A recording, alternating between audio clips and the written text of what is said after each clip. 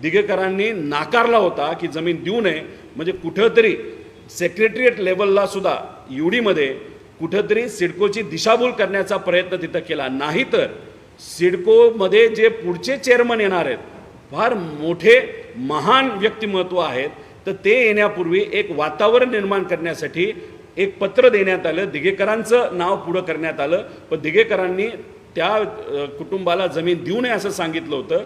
असं पत्र तिथं आलं. आणि आता गोलमाल 4 म्हणजे गँग्स ऑफ गद्दार नवीन एंट्री या ठिकाणी होती. ती म्हणजे कोणाची? कदाचित तुम्हा सर्वांना कळेल कुठल्या व्यक्तीची होती. तर ते बॅगवाले मंत्री आहेत. म्हणजे ज्याच्यात तुम्ही बघितलं असेल की त्यांच्या बॅगमध्ये खरे पैसे होते.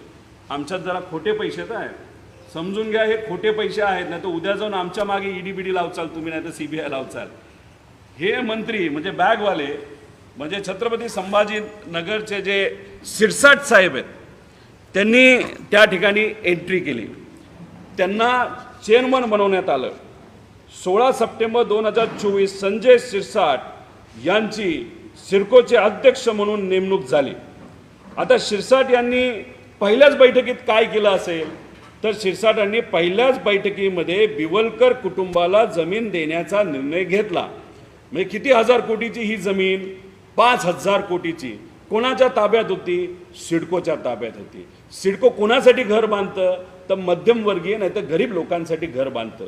आता ही त्या गरिबांसाठी असणारी जमीन, म्हणजे आता लाखो लोक लॉटरीच्या माध्यमातून सिडकोचं घर मिळावं यासाठी प्रयत्न करतात. आणि ही सिडकोच्या ताब्यात असणारी जमीन, ज्याला अनेक तिथं असणारे जे अध्यक्ष होऊन गेले, नाही तर अनेक तिथं MD होऊन गेले, ज्यांनी नाकारलं होतं बिवलकर कुटुंबाला द्यायला, शिरसाटांनी पहिल्याच बैठकीत म्हणजे एकदम गाजावाजा करून शिरसाटांचं स्वागत तिथं झालं.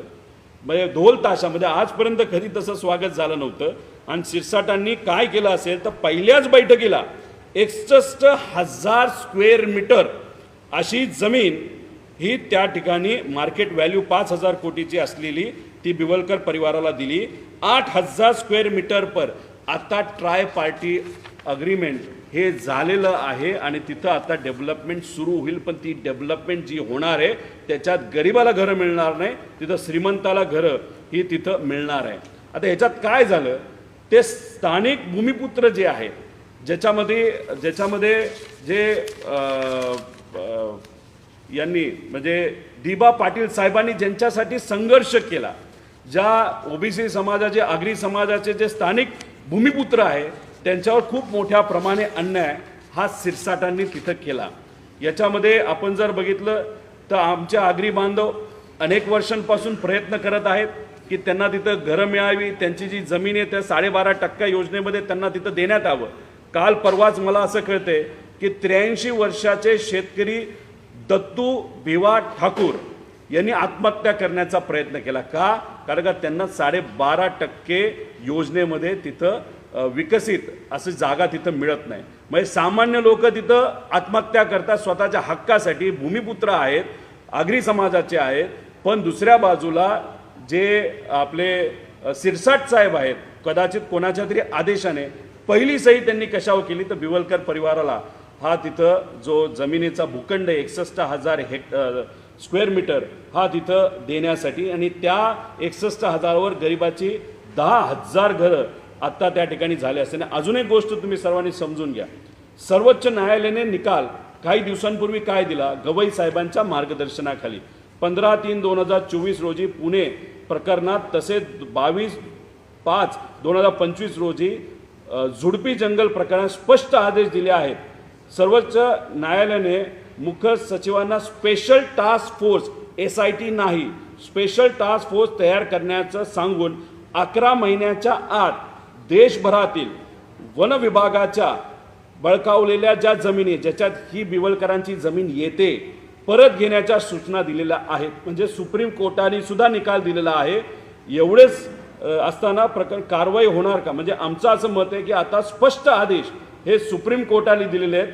आणि आता सिडकोने हा जो घोळ केला आहे शिरसाटांच्या सहीली एक हे सरकार, म्हणजे मी खरं तर देवेंद्र फडणवीस साहेबांना विनंती करतो, तुम्ही शिस्तप्रिय आहात, तुम्ही मुख्यमंत्री आहात, तुम्हाला विनंती करतो शिरसाटांनी हा जो 5,000 कोटीचा भ्रष्टाचार केलेला आहे। सिडकोची जमीन एका व्यक्तीला सहजपणे एका सहीने तिथं दिलेली, तर ही 5,000 कोटी रुपयाची जी जमीन आहे ती परत सिडकोकडे तुम्ही घेणार का, असा आमचा प्रश्न आहे।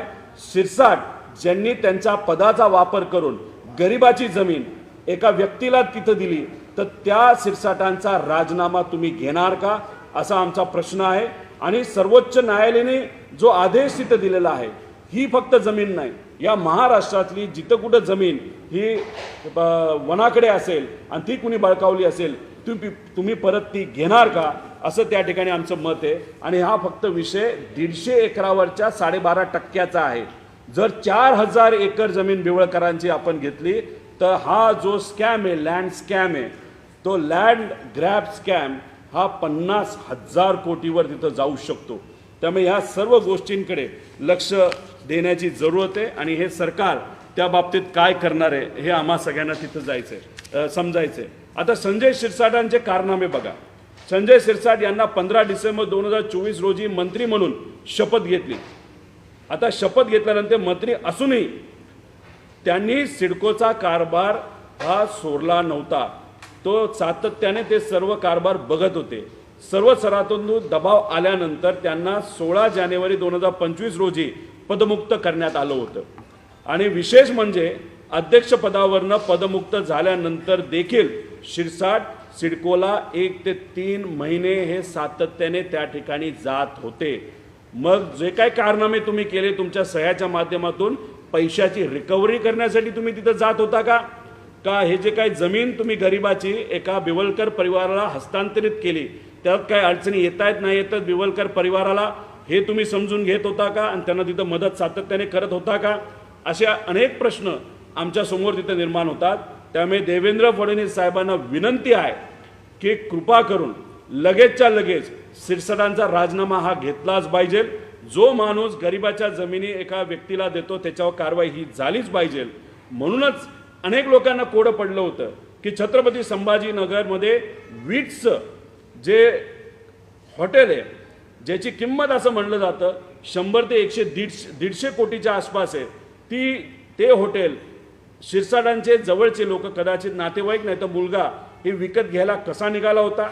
त्र्यंबकेश्वरमध्ये जमीन खरेदी करण्यासाठी एवढा मोठ्या प्रमाणात पैसा आला कुठून, MIDC मध्ये प्लॉट खरेदी करून एक मोठा व्यवसाय तिथं उभा केला। अनेक विषय आहेत आणि सगळ्यात महत्त्वाचं म्हणजे त्यांच्या घरामध्ये जी पैशाची बॅग आपल्या सर्वांना दिसली, कदाचित त्याच्यामध्ये 12 ते 15 कोटी रुपये असतील। त्या बॅगचं रहस्य कुठं असेल तर या सिडकोच्या जमिनीमध्ये आहे, असं आमच्या सगळ्यांचं मत आहे। त्यामुळे या शिरसाटांवर कारवाई ही केली गेली पाहिजे असं आमच्या सगळ्यांचं मत आहे। हे सगळे पुराव्याचे डॉक्युमेंट आहे जे आपल्या सर्वांना गुगल ड्राईव्हच्या मदतीने पुढच्या 5 मिनिटांमध्ये येतील, सोशल मीडियावर येतील। त्याच्याचबरोबर जे काय मुद्दे मी मांडले त्याचे पूर्णपणे पुरावे या ठिकाणी आहेत। वेळेचा अभाव असल्यामुळे याच्यामध्ये मी खूप खोलात गेलेलो नाही।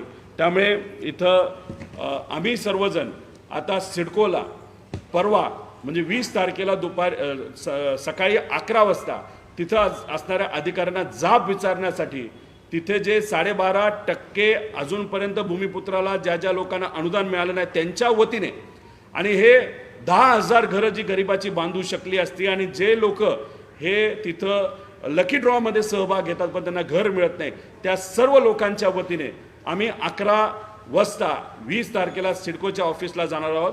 शशिकांत शिंदे साहेबांच्या मार्गदर्शनाखाली आम्ही सर्व जाऊन तिथं असणाऱ्या अधिकाऱ्यांना जाब विचारणार आहोत।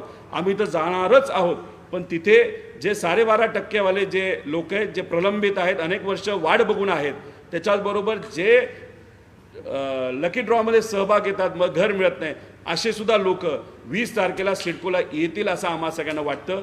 आम्ही सर्वजण जाणार आहोत, जे लोक येतील सगळ्यांचा आवाज बनून आम्ही सर्वजण तिथे लढणार आहोत। भावनाताई इथं आहेतच, त्या तिथल्या स्थानिक आहेत, त्या सुद्धा अनेक लोकांच्या संपर्कात आहेत, अनेक इतर सामाजिक संघटना तिथं संपर्कात आहेत। याच्याचबरोबर संजय राऊत साहेबांशी आमचं फोनवर बोलणं झालं आहे।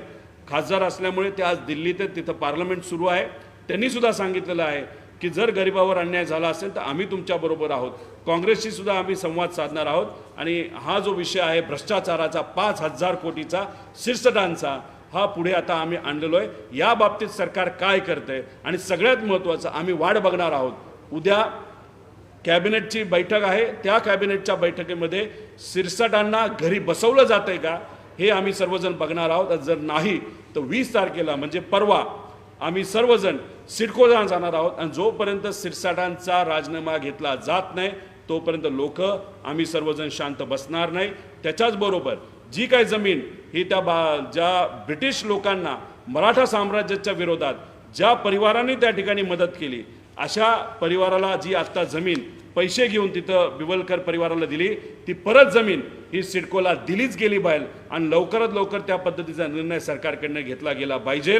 त्याच्याचबरोबर आमचं म्हणणं आहे की SIT नाही पण जी काही सुप्रीम कोर्टाने सांगितलेलं आहे एक विशिष्ट कमिटी फॉर्म करून 11 महिन्यामध्ये निर्णय हा या जमिनीचा घ्यायचाच, पण महाराष्ट्रामध्ये असणारे इतरही सर्व जमिनी आहेत त्याचाही निर्णय हा घेतला जावा अशी विनंती या ठिकाणी सरकारला मी त्या ठिकाणी करतो।